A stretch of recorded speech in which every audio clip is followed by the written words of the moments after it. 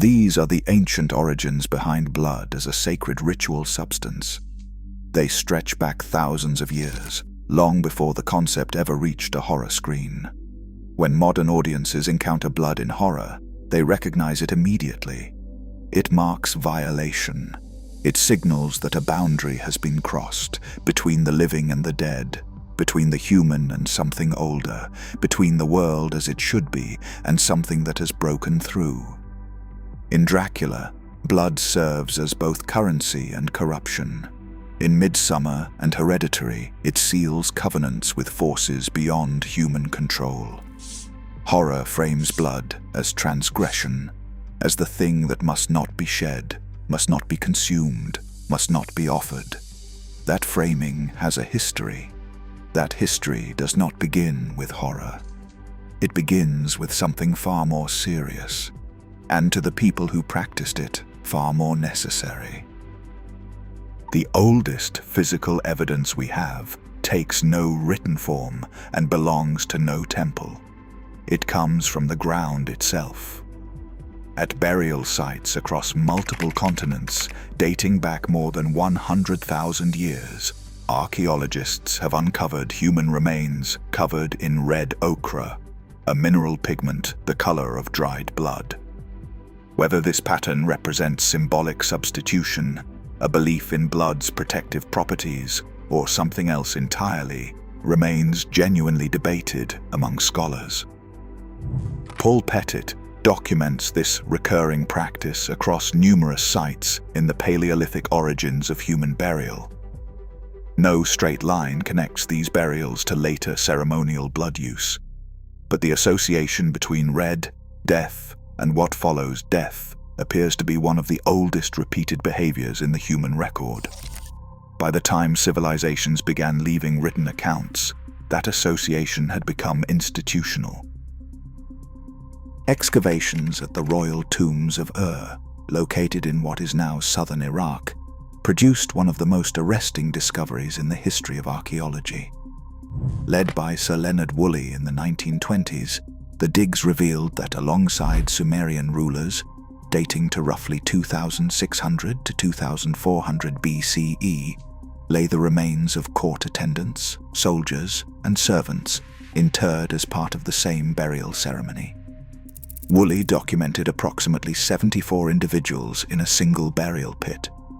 Those collections now held at the British Museum tell us that 46 centuries ago, blood and death already carried the weight of a crossing between worlds. That same logic ran through ancient Mesopotamian mythology. The Babylonian creation epic known as the Enuma Elish, committed to writing around 1200 BCE, but rooted in older oral tradition, describes the god Marduk shaping humanity from the blood of a slain divine being. Blood in that story is not incidental. It is the cosmological material from which human life is built, which meant that in this worldview, humanity did not merely use blood in ritual. Humanity was blood, divine blood, cast into mortal form. What gives this subject its real weight is not that one civilization practiced blood ritual. Nearly every major ancient civilization did independently, across thousands of miles and thousands of years, and with recognizable structural logic beneath the differences. Writing around the 8th or 7th century BCE, Homer described his hero Odysseus traveling to the boundary of the underworld and opening a pit in the earth. Into that pit flowed the blood of sacrificed animals, and the dead gathered at the smell of it.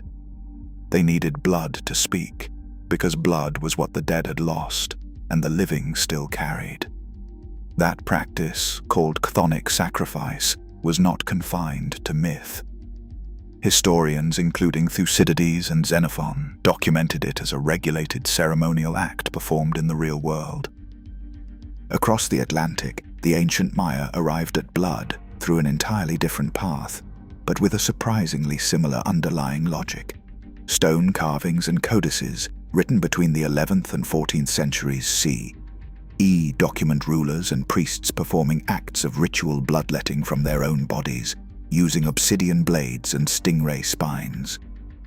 The Yaxchilan lintel, 24, dated to approximately 709 CE, and now housed in the British Museum, depicts Lady Zoc performing exactly this kind of offering. The purpose was not punishment or spectacle. Blood from the ruler, given voluntarily, sustained the relationship between the human world and the divine, which kept the cosmic order intact. The Aztec tradition extended that logic further than any other civilization on record. Documented in pre-Columbian codices and studied in depth by scholars including David Carrasco and Inga Clendinnen, the Aztec cosmological system held that human blood, called chalchihuatl, and often referred to as precious water, fed the sun and maintained the structure of the world. Without it, the cosmos would unravel. Scholars today note that Spanish colonial sources claiming extreme numbers for these ceremonies were shaped by the political demands of conquest. Modern archaeology does not support those inflated figures. The Inca civilization of South America practiced a different form of the same underlying logic, one documented not only in historical records, but confirmed through physical evidence that survived into the modern era. A ritual known as capacocha involved the offering of children at major state events and natural disasters, with those selected typically young and considered physically unblemished.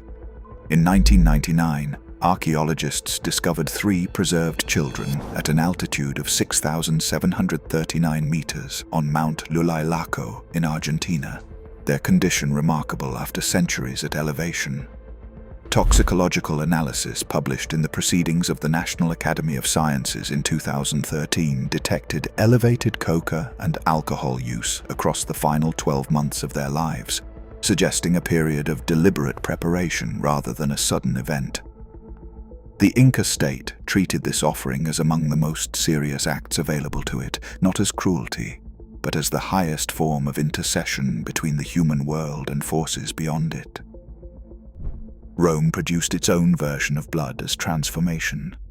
Between roughly the 2nd and 4th centuries CE, initiates of the cult of Cybele participated in a ceremony called the Taurobolium, standing in a pit as a bull was sacrificed above them. Emerging bathed in blood meant emerging renewed. Over 100 surviving inscriptions from Gaul and Rome, studied extensively by scholar Martin Vermaseren, document the ceremony in consistent terms. The blood in that ritual carried no transgressive meaning. It cleansed. It remade the person who received it. Across Greece, Mesoamerica, and Rome, the same architecture of meaning recurs. Blood crosses a boundary. It nourishes something that nothing else can reach. Specialists carried out these rites under strict social and cosmological rules. Far from transgression, blood ritual in its original contexts was the opposite, a deeply ordered act performed to keep disorder at bay. The shift, at least within the Western tradition, arrived in writing around the 1st century CE.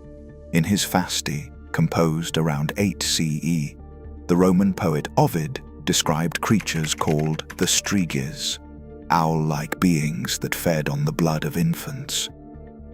These were not gods receiving offerings. They were predators taking blood without consent, without cosmological purpose, without the regulation that had always defined ritual. Pliny the Elder referenced the same creatures in his Natural History, written around 77 CE.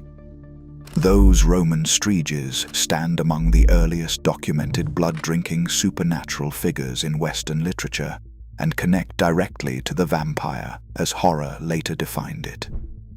Over the following centuries, older polytheistic traditions across Europe came under sustained pressure. By 1486, the Malleus Maleficarum had built a framework in which any surviving folk practice involving blood was categorized as satanic, a conflation with no historical foundation, but with lasting cultural consequences. Ancient ritual and demonic transgression had been deliberately merged in the European imagination. John Polidori's The Vampire in 1819 and Bram Stoker's Dracula in 1897 refined that conflation into enduring fiction.